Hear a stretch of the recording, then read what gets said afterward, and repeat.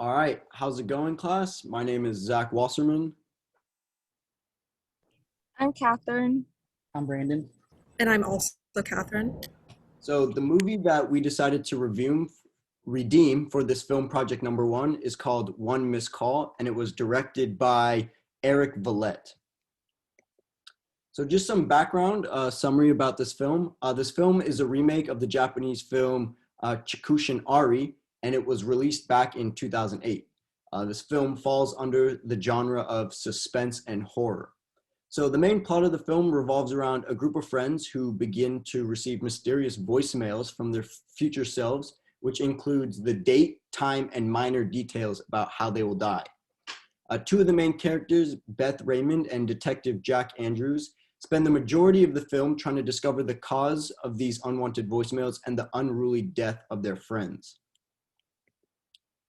So critic review. So this film was actually given a 0% rotten score from the Rotten Tomatoes website. This is the first time that I've ever seen a film receive a 0% score. And I definitely don't think that it deserves it. This film also received various critiques on its mise-en-scene, editing, and narrative capabilities. So although this film received numerous critiques, there are still definitely glimpses and moments in this film that showcase how it is still a quality piece. And my members in my group will go into that more in depth. So here are just some critic reviews. So by Ken Fox for Mise-en-Scene, he talks about how the scares were dull, how that the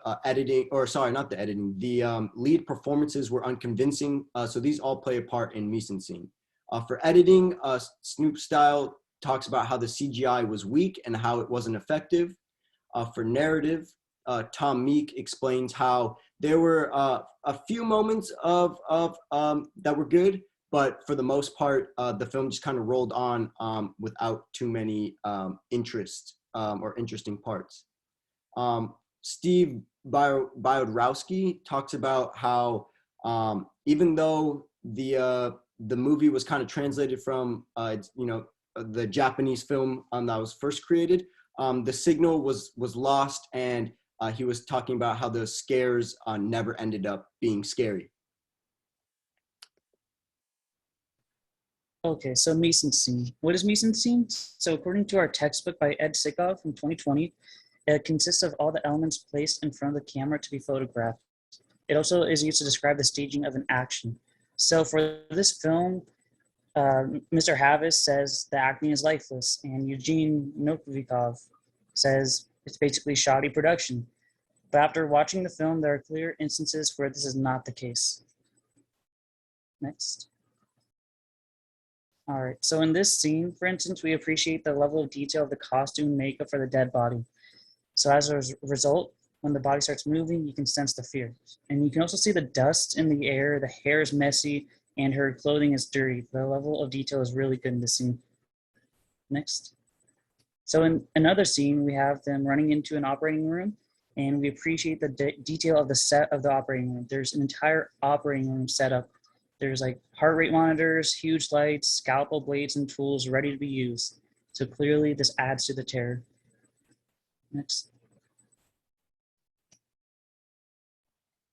Okay, so the next topic we'll be focusing on is the editing of the film. Some may say editing is one of the most important features of a film, something that could really make or break it. And in this movie in particular, the editing is truly one of its redeeming qualities. It had all the jump scares we know and love in horror films. And also, contrary to what critics believe, they did use matching shots to maintain continuity of the film, so it was not too choppy. For example, we can see Beth holding her cell phone in one scene, and then in the next film, or in the next scene, she'll still be holding her cell phone in her hand. In addition, in the article Impact of Continuity by Joseph Magno, he states, the goal of the film is to construct a clear and coherent event structure so viewers can easily understand the sequence of events. And this film was very easy to follow because of the way it was edited. Moreover, we also see the ghosts in the background. They're not the best, but we also see these in similar movies, or we see these similar ghost graphics in iconic movies such as The Grudge and Dark Water. And overall, the film had vibrant colors, but it kept to a cool tone, keeping in theme of a horror film. And yeah, next. And then the structure or the narrative of the movie was actually super interesting. In the movie, they used flashbacks to allow us to get more information on the backstory of the main character. In one of her flashbacks, we actually see that that Beth, the main character, was abused by her mother, and we can kind of actually relate this to Leanne, who is the little girl pictured above, being supposedly also abused by her mother. And how the director organized the scenes, you actually don't find out that Leanne ends up being abused by her sister instead of her mom.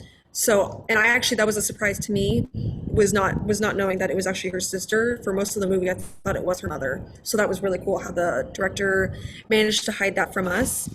Also, the imagery used in the movie, through the hallucinations that the monsters or the characters that were about to die, how they would see hallucinations of centipedes, and that was shown as like they were like centipedes in the girl's bedroom. So that was kind of shown as like a flashback kind of thing. And then also like the monsters that we saw, those were also like dolls that were in the girl's bedroom. So that was just another thing that we like saw later in the movie and didn't make sense in the beginning. And I just really liked about that. All right, so here's our works cited page, and that concludes our presentation. Thank you.